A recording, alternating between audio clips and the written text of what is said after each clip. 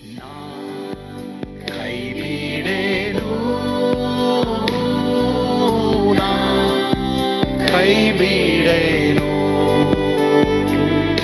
ಆ ಮಾತು ಹೇಳಿದ ನನ್ನ ಹೇಳಿದ ನಲ್ಲವೇ. ನಾ ಕೈ ಬಿಡೇನು, ನಾ ಕೈ ಬಿಡೇನು, ಆ ಮಾತು ಹೇಳಿದ ನನ್ನ ಹೇಳಿದ ನಲ್ಲವೇ. ಯೇಸು ಕೈ ಬಿಡನು ದೈನಂದಿನ ಸತ್ಯವೇದ ಅಧ್ಯಯನಕ್ಕೆ ನಿಮ್ಮೆಲ್ಲರನ್ನು ಆಹ್ವಾನ ಮಾಡ್ತೇನೆ. ಸೋಲನ್ನ ಜಯವನ್ನಾಗಿ ಮಾರ್ಪಡಿಸುವಂತ ದೇವರು, ಈ ವಿಷಯದ ಕುರಿತು ಸಹ ಈ ದಿನಗಳಲ್ಲಿಯೂ ಸಹ ನಾವು ಕಲಿಯುವರಾಗಿದ್ದೇವೆ.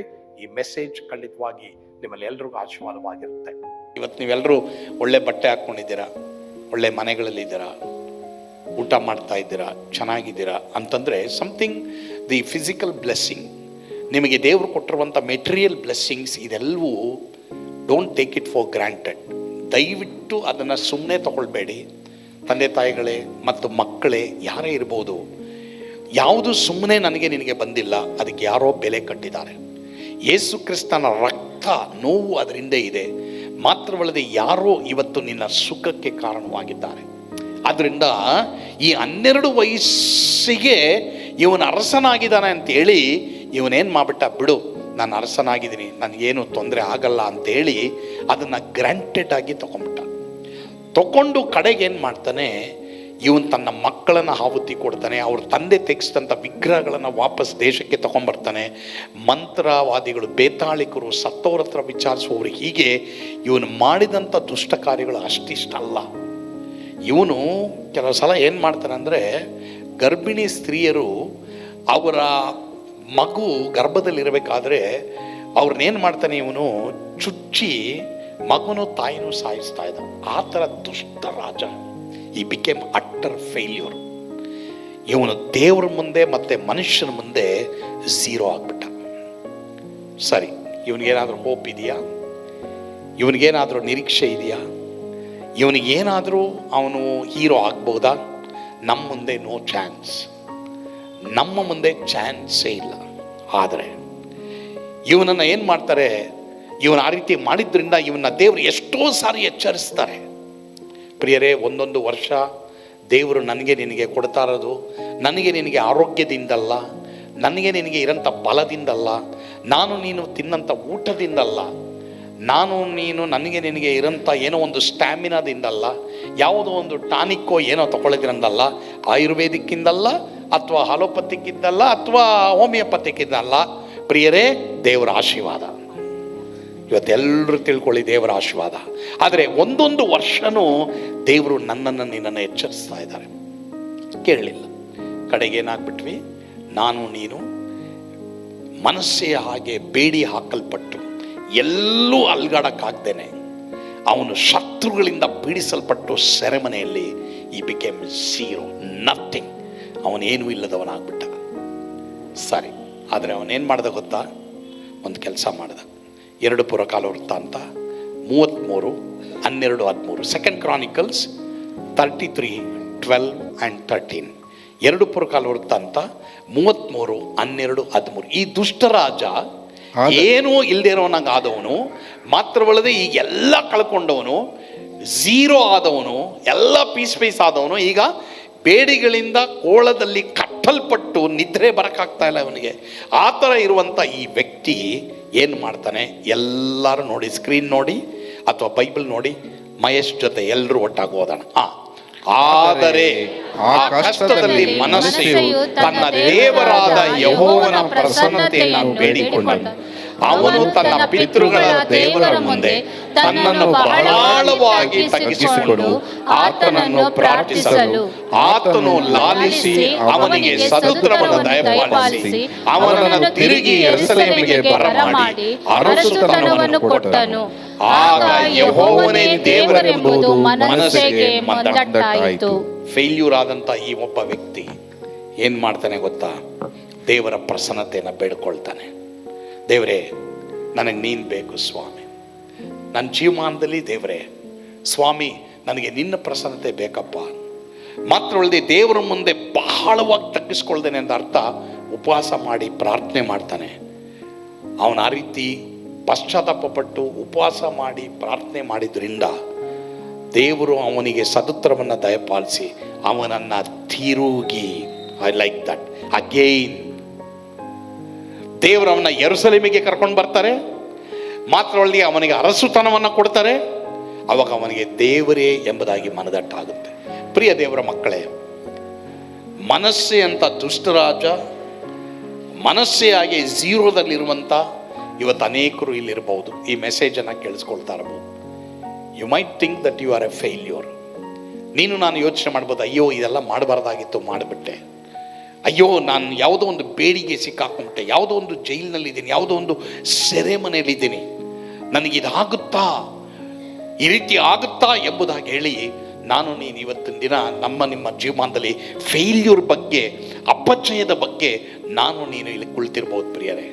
ಆದರೆ ದೇವರು ಹೇಳ್ತಾ ಇದ್ದಾರೆ, ಮನಸ್ಸೇ ಮಾಡಿದಂಥ ಕಾರ್ಯವನ್ನು ನೀನು ಮಾಡಿದ್ರೆ ನೀನು ಹೀರೋ ಆಗ್ಬೋದು. ನೀವು ನಂಬ್ತೀರಾ? ಅಷ್ಟೇ ದೇವ್ರು ಕೇಳ್ತಾ ಇರೋದು, ನೀವು ನಂಬ್ತೀರಾ? ಪ್ರಿಯರೇ, ಈ ಒಂದು ಸಂದೇಶ ನಿಮ್ಮೆಲ್ಲರಿಗೂ ಆಶೀರ್ವಾದವಾಗಿತ್ತು ಎಂಬುದಾಗಿ ನಾನು ನಂಬೋನಾಗಿದ್ದೇನೆ. ಪ್ರಾರ್ಥನೆ ಮಾಡೋಣವಾ? ಪರಮ ಪ್ರೀತಿಯುಳ್ಳ ತಂದೆ ಆದವರು, ನಿಮ್ಮ ಸ್ತೋತ್ರ. ಮುಖ್ಯವಾಗಿ ತಂದೆ ಆದವರೇ, ಸ್ಕೂಲ್ ಮತ್ತೆ ಕಾಲೇಜುಗಳಲ್ಲಿ ಅನೇಕರು ಪ್ರಯಾಸ ಪಟ್ಟು ಮುಂದೆ ಬರಕ್ಕಾಗ್ತಾ ಇಲ್ಲ, ಸೋಲನ್ನೇ ಕಾಣ್ತಾ ಇರ್ಬೋದು. ಅವರಿಗಾಗಿ ನಾವು ಪ್ರಾರ್ಥನೆ ಮಾಡ್ತೇವೆ. ಆ ಮಕ್ಕಳಿಗೆ ನೀನೇ ಕೃಪೆ ಕೊಡು, ಜಯ ಕೊಡು. ಯೇಸುವಿನ ಹೆಸರಿನಲ್ಲಿ ಪ್ರಾರ್ಥಿಸ್ತೇವೆ ಸ್ವಾಮಿ, ಆಮೆನ್. ಕರ್ತನು ನಿಮ್ಮೆಲ್ಲರನ್ನ ಆಶೀರ್ವಾದ ಮಾಡಲಿ. ಯೇಸು ನಿಮ್ಮನ್ನು ಕೈ ಬಿಡನು.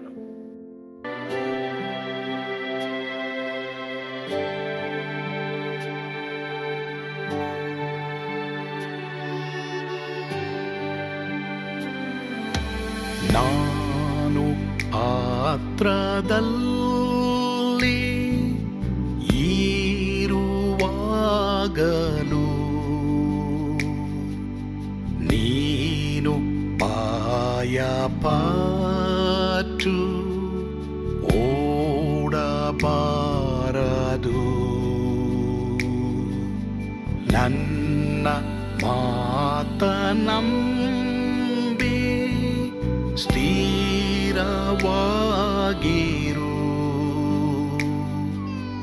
ನಿನ್ನ ಬಿಡಲಾರೆ, ಬಿಡೆನು ಎಂದೆಂದಿಗೂ.